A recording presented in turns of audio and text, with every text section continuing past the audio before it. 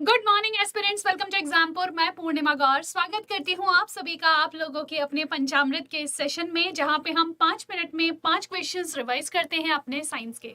चलिए फटाफट से अपने क्वेश्चंस की तरफ चलते हैं। सबसे पहला क्वेश्चन आप लोगों तक पहुंचे उससे पहले एक जरूरी सूचना कि अगर आप मेरी रेगुलर क्लास से जुड़ना चाहते हैं, जहाँ पे आपको बहुत सारे क्वेश्चन की प्रैक्टिस एक साथ मिले, तो आप सुबह 11 बजे SSC exams by example YouTube channel पे मेरी क्लास से जुड़ सकते हैं। चलिए, पहला क्वेश्चन आपका फिजिक्स का है। कहता है रैखिक संवेग के बदलने की दर को डैश कहते हैं, यानी कि rate of change of linear momentum क्या होता है।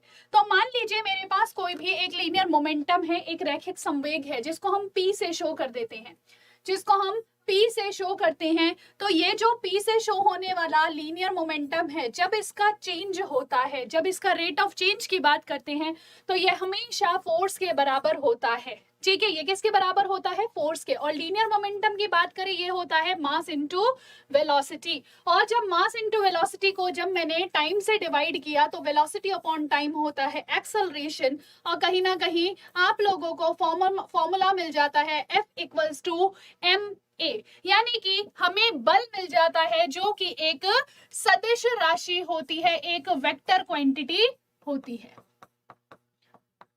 ठीक है, चलिए जी, तो पहला क्वेश्चन आप लोगों के समझ में आ गया होगा कि rate of change of linear momentum को फोर्स कहते हैं। चलिए जी, नेक्स्ट क्वेश्चन आपसे कहता है बायोलॉजी का कि वायवीय श्वसन में ग्लूकोज के विखंडन से डैश प्राप्त होता है। बताएं जरा जल्दी से। Ethanol and carbon dioxide, lactic acid और कार्बन डाइऑक्साइड और वाटर, या फिर इथेनॉल और वाटर। देखिए, हम लोगों से यहाँ पे पूछा है वायवीय श्वसन, ठीक है। एरोबिक रेस्पिरेशन पूछा है। एरोबिक रेस्पिरेशन के अंदर आप लोगों को हमेशा प्रेजेंस मिलेगी ऑक्सीजन की। तो जो ऑक्सीजन की प्रेजेंस में जब भी रेस्पिरेशन होगा, वह माइटोकॉन्ड्रिया के अंदर होता है, सूत्र कणिका के अंदर होगा। और यहाँ पे ऑक्सीजन की प्रेजेंस में जो आपका ग्लूकोज है, वह कार्बन डाइऑक्साइड और वाटर में टूट जाएगा और साथ साथ रिलीज होगी यहाँ पे एनर्जी। तो ये बहुत ही इजी क्वेश्चन है जो आपके पेपर में डायरेक्टली पूछा जाता है, तो आंसर हो जाएगा कार्बन डाइऑक्साइड और वाटर। और बाकी अगर मैं इनकी बात करूं, ये क्या है? ये अवायवीय श्वसन होता है, यानी कि यह एनएरोबिक रेस्पिरेशन है, जहां पे ग्लूकोज बिना ऑक्सीजन की प्रेजेंस के टूट रहा है। ठीक है, इथेनॉल और कार्बन डाइऑक्साइड आपका किस में टूटता है? यीस्ट जो होती है, खमीर जब किसी चीज के अंदर उठता है, उसके अंदर इस प्रोसेस को हम देखते हैं। और हमारी या फिर जानवरों की मांसपेशियों में लैक्टिक अम्ल और कार्बन डाइऑक्साइड की उत्पत्ति होती है अवायवीय श्वसन के दौरान। चलिए, तीसरा क्वेश्चन आप लोगों से कहता है कि रेडिश जो है वो मॉडिफाइड रूप होता है। बताइए, मूली जो है वह किसका एक रूपांतरित फॉर्म है? तो देखिएगा, जब भी हम मूली की बात करते हैं ना, मूली क्या होती है? मूली एक रूपांतरित रूप होती है जड़ का। ठीक है, क्या होती है? यह एक प्रकार की मूल होती है। देखिए, जड़ के ना बहुत सारे अलग अलग रूप होते हैं। अब इसी में से जो आपकी टैप रूट होती है, टैप रूट मतलब मूल जड़ जो होती है, जब हम उसकी बात करते हैं, मूसलाधार जड़ जो होती है, उसी का एक ये मॉडिफाइड वर्जन होता है। जब आपसे मूली पूछा जाए, आपसे गाजर पूछा जाए, ठीक है, या आपसे शलजम पूछी जाए, शलगम पूछी जाए, चुकंदर पूछा जाए, ये जनरली क्या होंगे? आप सारे आपके ये आपके जड़ या फिर मूल के रूपांतरण होते हैं। ठीक है, नेक्स्ट क्वेश्चन कहता है world health day is celebrated on, विश्व स्वास्थ्य दिवस डैश को मनाया जाता है। जल्दी से बताएंगे। 11 जुलाई, 17 मई, 12 जनवरी, या फिर 7 अप्रैल। देखो, यहाँ पे अगर मैं बात करूं आप लोगों से, इस साल भी अप्रैल के अंदर आपका ये वर्ल्ड हेल्थ डे मनाया गया था। और वर्ल्ड हेल्थ डे की इस बार बात करें तो यहाँ पे बात आ जाती है कि इस बार की थीम क्या थी? Our planet our health. भाई देखो, पिछले साल हम लोग कोविड से गुजर रहे थे, तो कोविड से उबरने के बाद अब हमें अपने पूरे प्लैनेट का हेल्थ को सुधारना है, और उसी से हमारे पूरे ग्रह से ही हमारी भी स्वास्थ्य जुड़ा हुआ है। इसलिए इस बार की थीम इनकी आर प्लैनेट आर हेल्थ है, यानी कि हमारा ग्रह हमारा स्वास्थ्य हो जाता है। और वर्ल्ड हेल्थ डे हमेशा मनाया जाता है 7 अप्रैल को। आप लोगों को बहुत इंपॉर्टेंट हो जाता है 12 जनवरी को क्या मनाया जाता है? कमेंट सेक्शन में जरूर बताइएगा 12 जनवरी को क्या मनाया जाता है। और आप लोग कहीं ना कहीं इससे परिचित हैं, और आप में से बहुत सारे लोग के आदर्श भी होंगे जिनका जन्म दिवस इस दिन होता है, बहुत सारे लोगों के आदर्श होंगे। चलिए आज का लास्ट क्वेश्चन लेते हैं, ये भी टेक्नोलॉजी, ये भी आपका करंट अफेयर्स का ही क्वेश्चन है।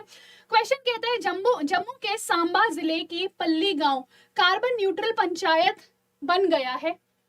कार्बन न्यूट्रलिटी वातावरण में उत्सर्जित और निकाले गए डैश के बीच संतुलन की स्थिति है। देखिए अभी रिसेंटली आपको पता होगा हमारे जो पीएम नरेंद्र मोदी जी हैं वो जम्मू एंड कश्मीर गए थे, जहां पे उन्होंने क्या किया था, एक बहुत सारे मतलब कार्य किए थे, अभी हम उसके बारे में भी आगे डिस्कस करेंगे। वहां पे उन्होंने पल्ली गांव के बारे में जिक्र किया, जो क्या था, जो एक कार्बन न्यूट्रल गांव बना, एक पंचायत बनी जहां पे सारे रिकॉर्ड्स डिजिटल हैं। ठीक है, तो ये कार्बन न्यूट्रलिटी होता क्या है, एक्चुअल में जो भी हमारा वातावरण में है उसके अंदर हमने जितना कार्बन डाइऑक्साइड बनाया ना, उतना ही कार्बन डाइऑक्साइड अगर हम कंज्यूम कर ले या फिर उसको एमिट कर दे, एमिट मतलब उसको नष्ट कर दें, उसको हम रहने ना दे, एक्स्ट्रा कार्बन डाइऑक्साइड ना बनने दे, वो कहलाती है कार्बन न्यूट्रलिटी। यानी कि जितना आपने CO2 बनाया उतना ही कंज्यूम कर लिया या फिर उतना ही उसको कन्वर्ट कर दिया।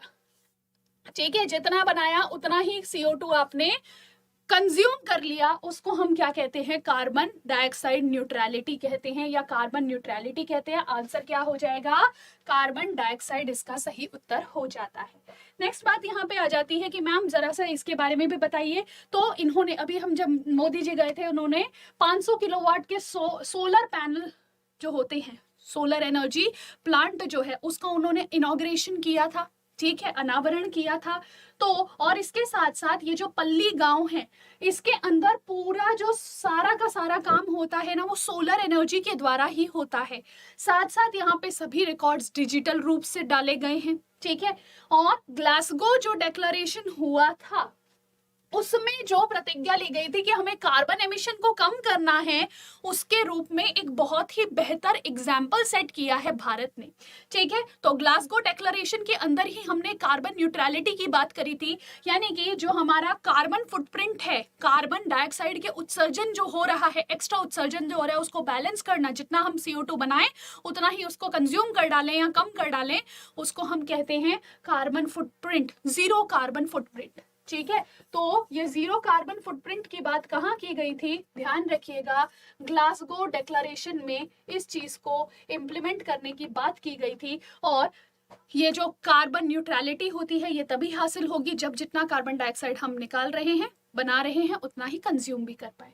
आई जस्ट होप सो आपको ये सारी बातें समझ में आई होंगी। और देखो, अगर आपसे जीरो कार्बन फुटप्रिंट पूछा जाए या फिर आप लोगों से कार्बन न्यूट्रलिटी पूछा जाए, कार्बन तटस्थता पूछी जाए, ठीक है, इन सभी का मतलब सेम ही होता है। वर्ड से कंफ्यूज मत होना एग्जाम में। ठीक है, इंपॉर्टेंट है ये क्वेश्चन आप लोगों के पेपर में, किसी ना किसी एग्जाम में, मतलब किसी ना किसी शिफ्ट में, हर एग्जाम में ये क्वेश्चन आपको देखने को मिलेगा। ठीक है, zero carbon footprint, carbon neutrality, ठीक है, ये वर्ड्स आपके लिए बहुत ज्यादा इंपॉर्टेंट है। ऐसे ही और क्वेश्चंस और सेशन से आप मेरे साथ जुड़ सकते हैं सुबह exams, SSC exams by Exampur पर सुबह 11 बजे। ठीक है, इसके अलावा जो सुबह ये क्लास होती है एग्जामपुर पे, आप इससे भी जुड़ सकते हैं। और साथ साथ सभी जो भी बच्चे हैं, आप लोग अपना प्यार दिखाइए, क्लास को लाइक कीजिए, शेयर कीजिए और साथ साथ चैनल को सब्सक्राइब जरूर कर लीजिएगा, ताकि जो अगली हमारी सारी इंपॉर्टेंट वीडियोस हों वो सभी आप लोगों तक अपने आप पहुंच जाए, यूट्यूब आपको नोटिफिकेशन दे दे। तो क्लास को जरूर लाइक कीजिएगा, शेयर जरूर कीजिएगा और मिलेंगे नेक्स्ट सेशन में। This is Purnima Gaur signing off, take care, bye bye.